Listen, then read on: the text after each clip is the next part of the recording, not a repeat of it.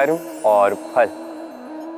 मनुष्य का ये स्वभाव होता है कि उसे अपने प्रत्येक परिश्रम का प्रतिफल चाहिए।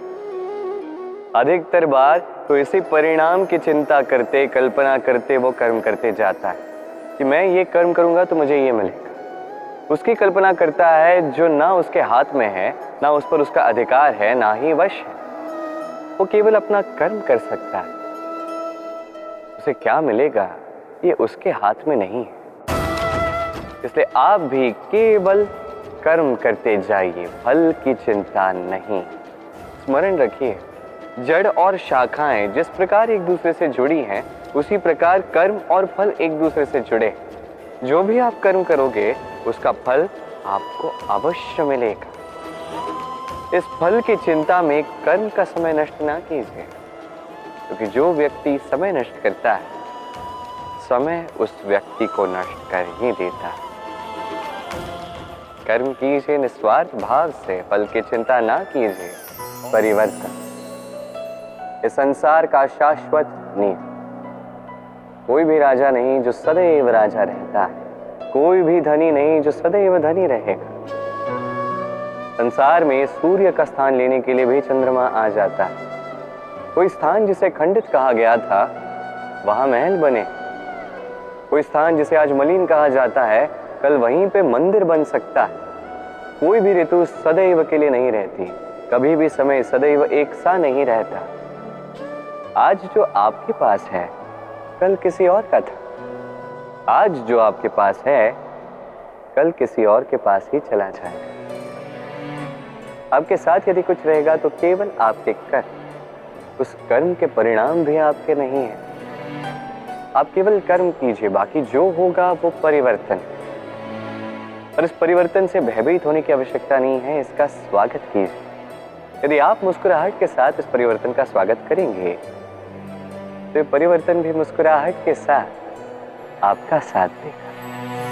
वट वृक्ष का बीज राई से भी छोटा होता है, पर जब वो अपना रूप धारण कर लेता है तो एक विशाल वृक्ष में परिवर्तित होता है, जो सहस्त्र वर्षों तक जीवित रहता है, छाया देता है, पक्षियों को घर देता है और यात्रियों को विश्राम करने का स्थान देता है। क्यों? क्योंकि वो छोटा सा बीज वो भूमि के भीतर जाकर अपना खोल तोड़ता है, अंधकार में रहता है। जितनी भी धूप क्यों ना आए, कितनी भी वर्षा क्यों ना आए, सब सहता है। तत्पश्चात एक कली का निर्माण होता है, फिर धीरे धीरे वो एक विशाल वृक्ष में परिवर्तित होता है।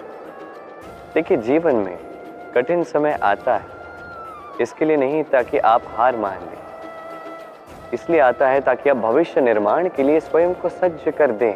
यदि कठिन समय में आप भी उस बीज की भांति डटे रहेंगे तो आप भी एक दिन उस विशाल वृक्ष की भांति अपना अस्तित्व बनाएंगे, जो सहस्त्र वर्षों तक पहचाना जाएगा। संचय। मनुष्य जब से सोचने समझने लगता है, संचय करना आरंभ करता है। संचय करता है भोजन का, धन का, शक्ति का। अपने लिए करता है, अपने परिवार के लिए करता है, पत्नी के लिए, संतान के लिए, संतान की संतान के लिए भी करता है। संचय करने के लिए उसके पास अनेक कारण हैं और उसे ये लगता है कि इस संचित शक्ति से कोई उसका कुछ नहीं बिगाड़ पाएगा। भूल जाता है मनुष्य ये महत्वपूर्ण बात, ये सत्य। वो इस संसार में खाली हाथ आया था, यहां से उसे खाली हाथ ही जाना है। जो यहाँ का है वो यहीं रह जाना है। यदि कुछ उसके साथ जाएगा तो वो है उसके कर्म और कुछ। इसलिए यदि कुछ अर्जित ही करना है तो शुभ कर्मों को अर्जित कीजिए, आत्मशक्ति को अर्जित कीजिए, क्योंकि परलोक में यही तो आपकी संपत्ति हो। अब कहिए आपको अर्जित नहीं करनी। लगन। देखा जाए तो 3 अक्षरों का ही शब्द है और समस्त त्रिलोक उसी पे आधारित है। आप इस संसार में आए हैं तो सांस लेंगे, निश्चित रूप से बदले में कुछ देना भी होगा ही। आप पर निर्भर करता है आप देते क्या है। देते क्या है इस संसार को, इस समाज को, अपने परिवार को, और बदले में लेते क्या है, यश या अपयश। देखिए, एक था रावण जिसने समुद्र पार किया सीता हरण के लिए, और एक थे श्री राम, जिन्होंने समुद्र पार किया, सेतु बना के गए सीता को वापस लेके आने के लिए। दोनों ने समुद्र पार किया, बस अंतर था तो लगन की समझ का, लक्ष्य का। अनेक लोगों की यात्रा एक जैसी हो सकती है, पर आनंद तभी मिलेगा जब लक्ष्य शुभ हो, महान हो, जिस लक्ष्य में इस संसार का कल्याण होगा, व्यक्ति का सम्मान होगा। यदि आपका संकल्प उचित है तो आपका लक्ष्य भी उचित ही होगा, अन्यथा केवल विनाश होगा। और उचित तो यही है कि विनाश से स्वयं को बचाया जाए। क्यों? तो जीवन में जो भी लक्ष्य बना रहे हैं, स्मरण रखिए वो शुभ लक्ष्य होना चाहिए। यदि ऐसा होगा तो आपकी यात्रा और आपका जीवन दोनों सुखमय होगा। सुरक्षा, क्या है ये सुरक्षा? क्या कोई कवच है या कोई सीमा है? ये सुरक्षा कुछ और है। हमारे माता पिता, हमारे प्रियजन, हमारे मित्र, ये समाज, हमारे शुभ चिंतक, हमारे संबंधी, ये सभी हमें हमारे जीवन में किसी प्रकार की सुरक्षा देते हैं, कोई कवच देते हैं किसी न किसी रूप में। और देखा जाए तो हमारे पराक्रम में, हमारी वीरता में, हमारे साहस में यही सुरक्षा सबसे बड़ी बाधा बनती है। कभी देखिए, जब आपको कोई सुरक्षा ही ना मिले या आप इस सुरक्षा को तोड़ के बाहर निकले, तब आपकी वीरता चरम सीमा पर होती है। क्यों? क्योंकि तब आप जानते हैं कि अब इस संसार का सामना हमें स्वयं ही करना है। आप जानते हैं कि शत्रु का सामना अब अपने ही बल से, अपने ही पराक्रम से, अपने ही साहस के साथ करना है। तब जाके हमारे भीतर की ये शक्ति जागृत होती है। ये शक्ति यहीं बसी है, बस इसे पहचानना है, इसे जागृत करना है, और ये सुरक्षा के टूटने के पश्चात ही होता है। और जो अपनी शक्ति को जानते हैं, जो स्वयं पहले से ही शक्तिशाली होते हैं, वो स्वयं ही अपना कवच निकाल के तोड़कर फेंक देते हैं, कर्ण की भांति। और उसके पश्चात चाहे आपको हार मिले या आपको जीत मिले, वही बड़ी होती है, वही प्रशस्त होती है।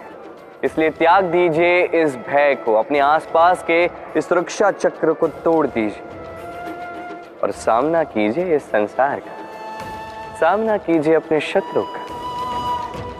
पराक्रम का ये अंकुर, इसे उगने के लिए बीज के ऊपर का ये कवच, ये टूटना अति आवश्यक है।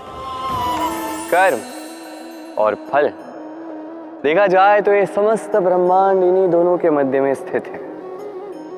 मनुष्य कर्म करता है अच्छा फल पाने के लिए, और अच्छा फल पाने की चाह में कई बार वो ये भूल ही जाता है कि ये कर्म वो कर क्या रहा है।